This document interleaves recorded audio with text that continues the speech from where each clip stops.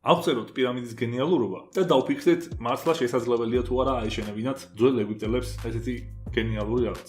და რადგან პირამიდის ქვემოთ იმ 2 კილომეტრის სიღრმეზე არ ვიცით რა არის, ჯერჯერობით. მხოლოდ პირველადი ინფორმაცია გვაქვს, რაც რადარებზე გამოჩნდა, თუმცა ეს მთელ მსოფლიოში გაშუქდა და სანდო ინფორმაცია წესით. მაგრამ მოდი მაგ პირამიდის სიღრმეში არ ჩავიდეთ და მხოლოდ პირამიდის ზემოთ შევაფასოთ. რადგან პირამიდის ზემოთ რაც არის, ეგეც უკვე სრული სიგიჟეა.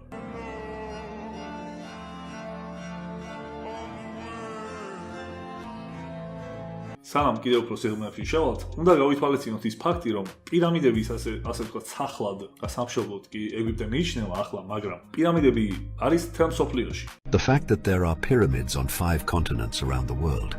ჩინეთში, ტაილანდში, თითქმის მთელ აზიაში, რუსეთში, ამერიკაში ხო საერთოდ, აფრიკაში და კიდევ უფრო სიგიჟეა, რომ რა პირამიდებიც არსებობს ხმელეთზე, უფრო მეტი არსებობს წყალში. ეს მაინც რომ ვიცოდეთ.